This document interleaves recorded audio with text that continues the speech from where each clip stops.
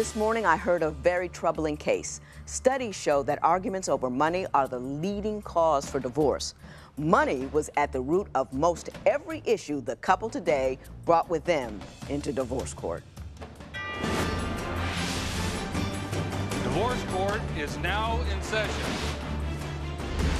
Mr. and Mrs. Brooks, the two of you have been married for 9 years. You're so sick of one another, however, you are now living in separate states. Mrs. Brooks, you claim Mr. Brooks is emotionally and verbally abusive and that he's an opportunist who only wants you for your money.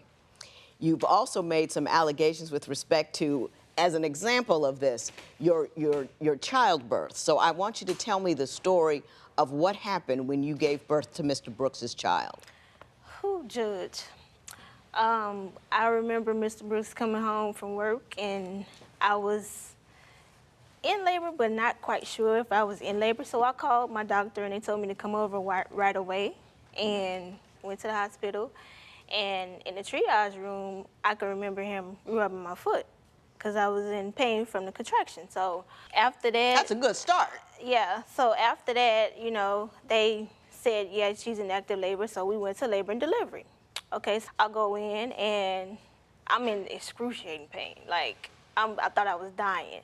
And I was calling out to him, and he was telling me everything was gonna be okay, but then next thing I know, I looked over, and he was asleep. So, you know, the nurse came in to administer my epidural, and, you know, he stepped out while they did it, and I told the nurse, you know, tell him to come back in. So she said, oh, Mr. Brooks, I seen him get on the elevator. I think he left.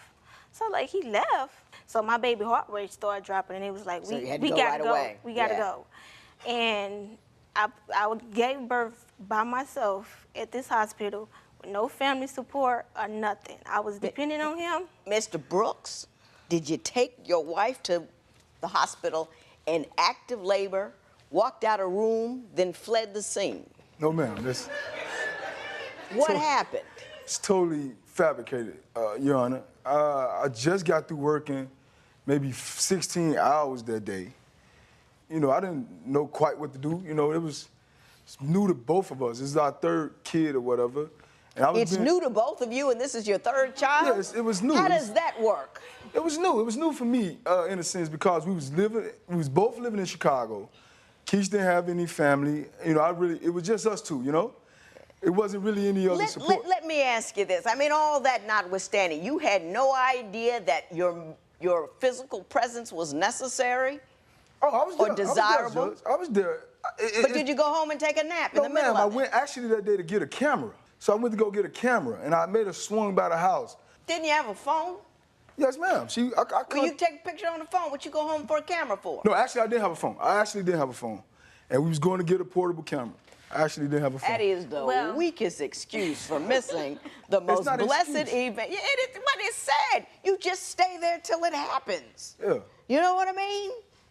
You stay there till it gets done. You think that Ms. Brooks is not supportive of you. Yes, ma'am. Despite the fact you fled the scene of the birth. But let's go ahead with that.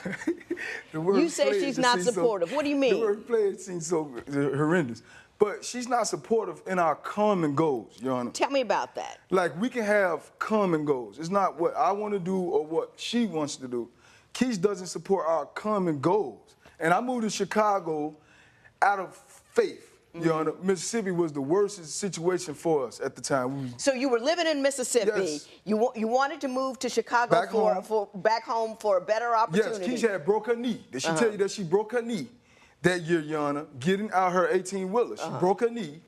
I didn't want to see us go without, you know? So I got to get the story straight because you've gone to a broken knee and all this. And I just want to make sure that we got the story straight. She was driving an 18-wheeler. Yes, ma'am. And that was the primary source of income for the two of you, correct? Yeah, at that time. And then she broke her knee. Yes, ma'am. And she was unable to drive the 18-wheeler for a while. And you in an 18-wheeler, that is quite the same. You know what I mean? Not at all. You don't. Yeah.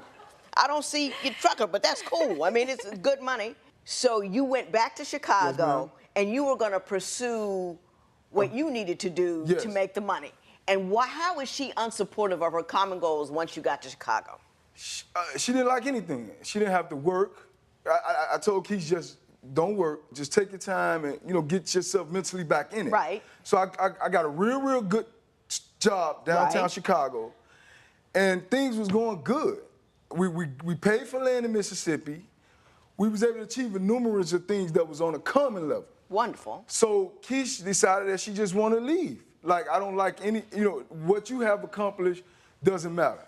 Now, Ms. Brooks was the man holding it down economically in the city where he had an opportunity to do so, and you were just complaining because you didn't like the environment? No, that is not the case. The reason I left, because we sat down and we was talking about buying a home.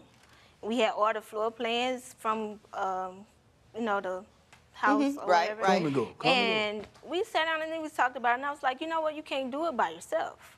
I'm able to go back to work to save the money to achieve this goal that we have together. That's why I left Chicago. But I That's didn't why. want Now, that. hang on. That's why I left Chicago. I left- That doesn't sound like a married thing to do. No. That was her own thing. Hang on, I Mr. left Brooks, because I'm I got hearing you. my job back driving a truck after But I injured understand that. myself. But don't you have to make that decision with your husband, in Yes. conjunction with your husband, and you both make a decision? And as far as I know, correct me if I'm wrong, the 18-wheeler job is a mobile Anywhere in the gig. world, John. Couldn't you have done that from Chicago Yes, as well as and Mississippi? I tried that, and Mr. Brooks was the only one with the income. I had a little Right. income coming through, and he paid for the school for me to go to. $600, But I John. couldn't get back and forth every day because he had the money to, I had to get a cab to go 20 miles away from home, and then I had But to I was pay the paying for cab it. Hang on, to Mr. come Brooks. back from the school.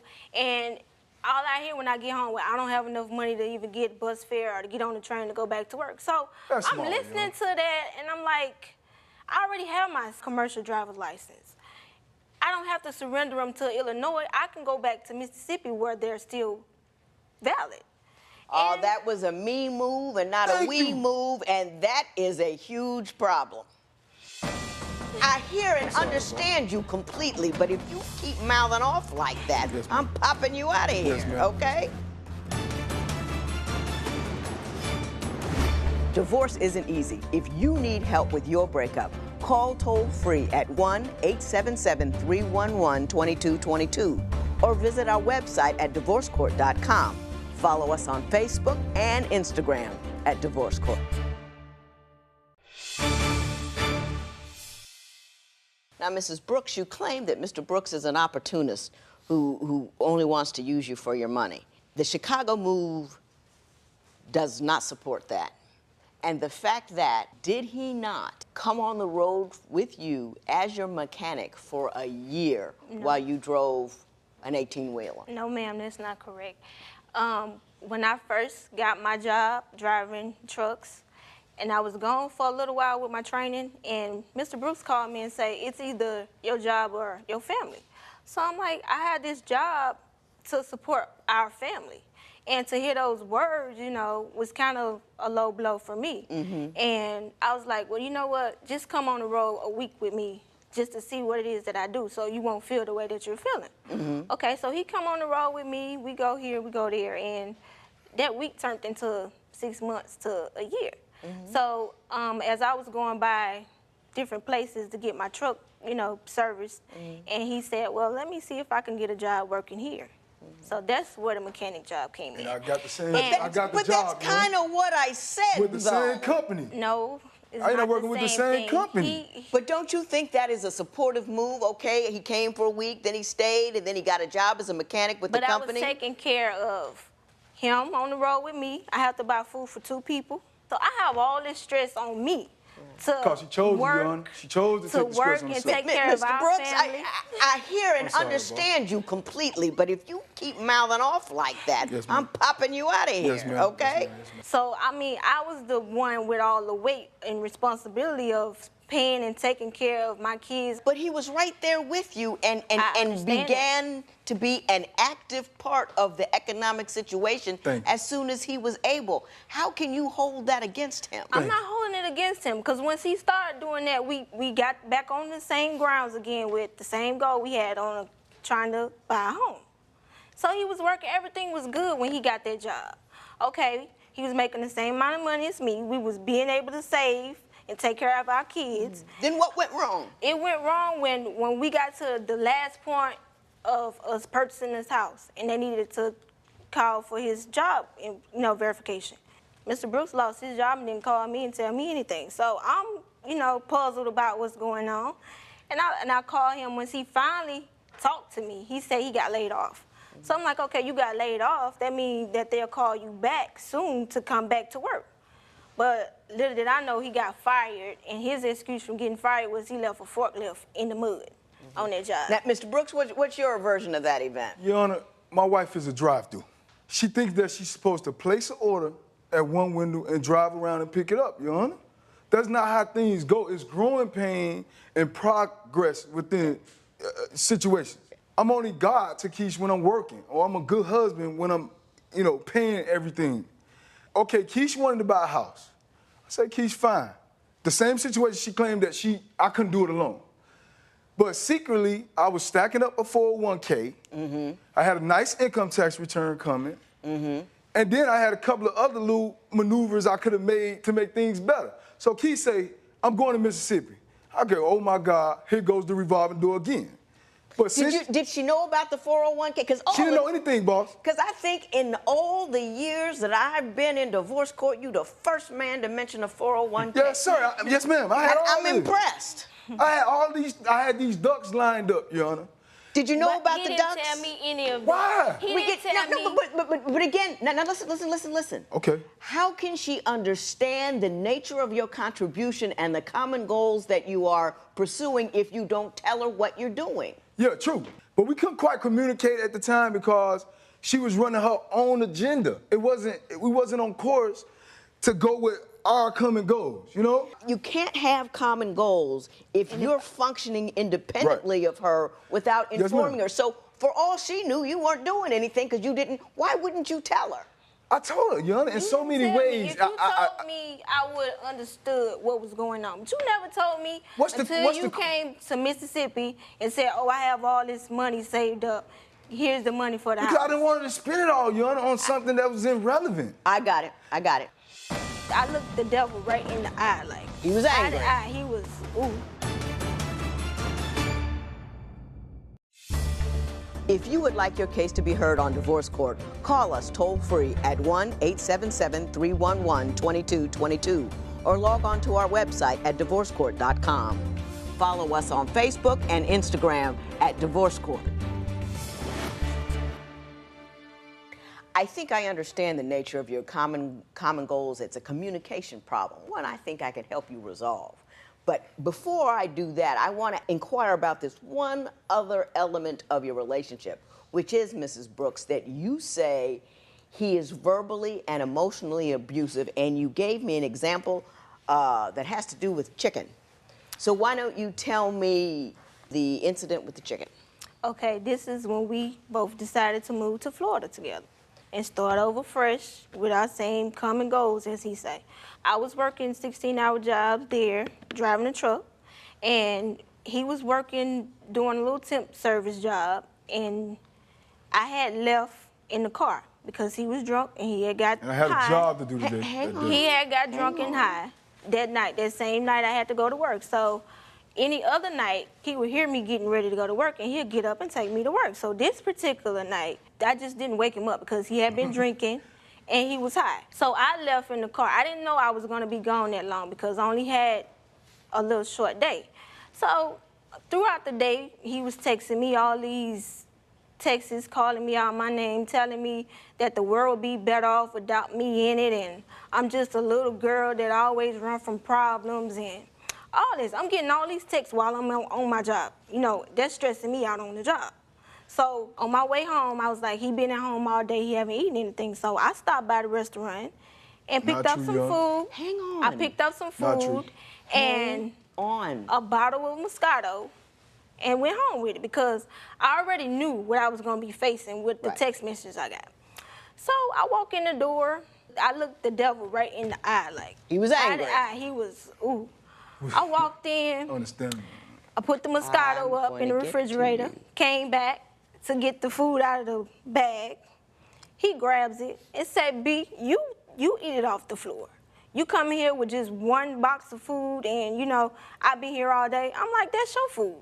I ate already. I ate before I came home from work. So you were doing a nice thing. You come home Yeah. from work with some Moscato and a box of chicken. Mr. Brooks, you tell me your version of that event. It's a lot, Your Honor. Tell me your version. We had a regular routine where I Right. dropped you off. We're going the same way. Keish intentionally gets up that morning because we're not communicating. You know how it goes. We're angry at each other. But it was morning, wasn't it? It was morning. So, and she clearly just gets up, get ready. Instead of you being a real woman, whether I'm drunk or whatever. You know what I'm saying? But You he's still supposed can to be be like, hey, driving baby, I'm leaving. You know what I'm saying? You need the car. You know we have to pay bills. You know that time. You know, Right. I still have to work. Whether I'm drunk or whatever, I still got to get up and go to work. Well, we're all drunk, still got to get up and go to work. We're all going to hope that you aren't drunk driving No, to I'm work. not a big professional. Yes, ma'am. I know exactly what's wrong. In divorce court, people tell me the most intimate details of their lives. Join the conversation and share your experience on our Twitter page @Divorce Court and on our Facebook page. See how fans deal with their own relationships. The discussion can get heated. Don't miss it.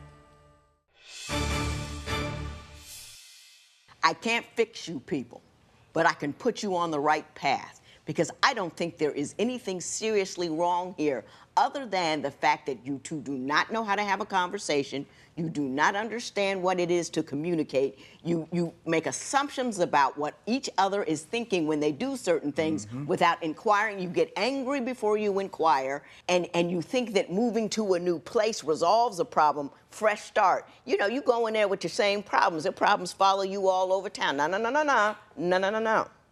You are good people with horrible communication skills. Part of the reason she may have trouble talking to you is because you're kind of an aggressive, loud over-talker. You're aggressive and loud in here with me. So I know you're aggressive and loud with her. It is difficult to have a free, comfortable conversation about something you might not want to hear if, in fact, she is afraid that there's going to be lightning and fireworks when you tell her. So you have to make it a safe place for her to say. In other words, even if it's something that you don't like, you don't get angry. You say, I don't think that's a good idea, and here's why. You, in turn, have to learn how to, that thing in the morning, that was wrong. You should have woke him up and said, hey, what's the deal? You don't just go do stuff. Even if he's all wrong, you don't just go do stuff. You always have a conversation. You let people know what's up, give them an opportunity to fix whatever the problem is. And if you want common goals, you have to share information. You two are operating as single entities. I got this money, I'm saving this money, I got this job, and Mississippi is her town, so she's got home court advantage, and Chicago is my town. All of that. This is the country Brooks. Your borders end at the end of the two of you. And in the country Brooks, there must be conversation. In the country Brooks, there must be doing for one another and loving one another and talking to one another before the country Brooks deals with any foreign entity. And I believe if you can build that country with conversation and communication and an idea about the ability to allow a woman to speak in an atmosphere of safety, you two might be able to make it. I'm going to send you somebody before I do anything else because she's very good at getting you started. And then I want you to go home and do some marriage counseling before you decide to call this thing a day, because you're good people, good work ethic, and you love each other, and you got kids. It's worth another shot. You hear me? Good luck to you both. This matter is adjourned.